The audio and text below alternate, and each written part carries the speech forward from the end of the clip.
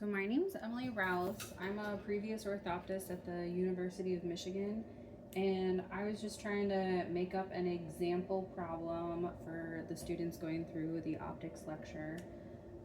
This one is going to involve some power crosses, and it is going to involve induced prism effect. So we have in my made up problem here a glasses prescription in the right eye where they're a -10, +3 at 180, and in the left eye they're +4, +2 at 90. So highly anisotropic glasses prescriptions here. And then we're told that both of the ocular centers are displaced 1 centimeter nasally. So the first thing we're going to have to do is draw power crosses for both this right and left eye. So looking up here, my -10 is going to be across from my 180 for my right eye. So I'm going to draw my right power cross, 180. I'm going to put my -10. And then, so that means across from my 90, I'm going to add 3 to it. So that actually brings us up to a -7 for the right eye. And then if we draw another one for the left eye, we're going to say our +4 is across from the 90.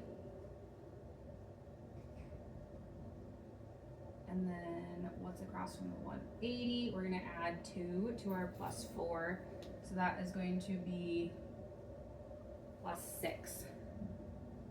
So in our story problem, we've been told that things are displaced nasally. So we're really only caring about the numbers that are on the horizontal axis. So I'm going to say that my power that I'm concerned about of this lens is going to be in the right eye, this -10, and in the left eye, the +6. So our equation for figuring out induced prism effect is going to be prism equals displacement in centimeters times the dioptric power of the lens. So if we do POD, I made it pretty simple for us. So it's going to be displacement in centimeters is going to be 1 centimeter times our 10. And students kind of get a little bit hung up here about positives and negatives in the optics lecture. In this case right now, 10 is just going to be the absolute power of the lens. We'll figure out -10 is going to mean something when we draw kind of our pictures in a minute here. As of for right now, we're just going to consider -10 being the absolute power of the lens. So it's just going to be 10. So prismatic, induced prismatic power is just going to be 10 diopters for the right eye.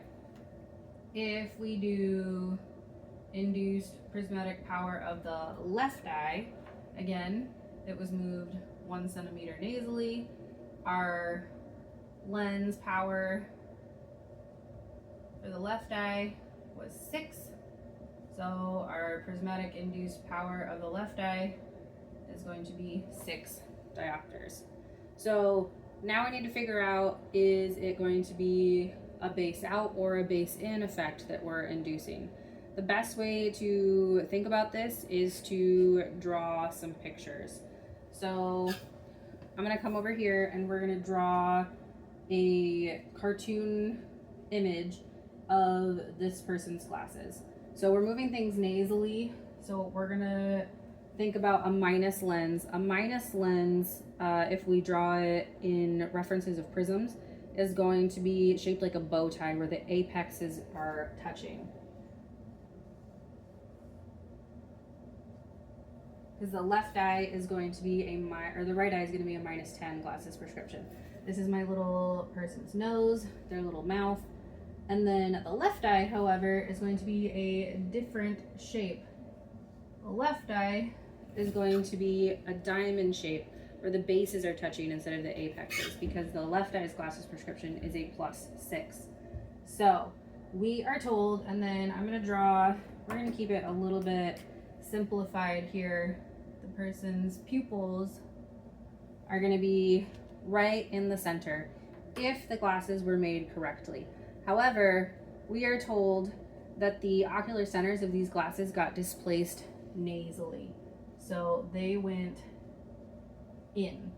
So if I keep my person's pupils in the same spot, and we're going to draw their little nose and their mouth again, I'm going to draw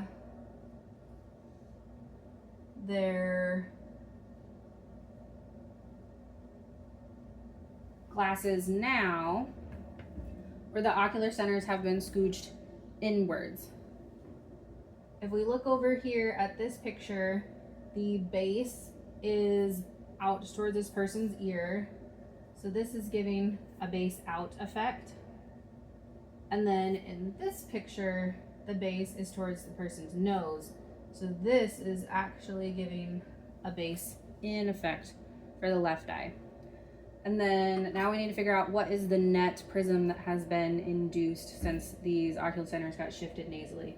So we know the prismatic effect induced in the right eye was a 10. So we had 10 base out. And then in the left eye, it was only a 6. Having base out and base in the same pair of glasses results in a cancellation or neutralization effect. So we have a bigger base out that we're inducing. So 6 of those diopters are going to be neutralized by having this base in effect in the left eye. That will leave us with this 10 minus 6. That is going to leave us with 4. Base out is going to be how much prism is induced from having this glasses prescription in both eyes being displaced nasally. The best way to think about these pictures every single time is to just draw your pictures. I know it seems a little ridiculous to have to draw a picture, but really on your exams in the future, especially for boards, I really do think it's going to be helpful for you to just draw the picture.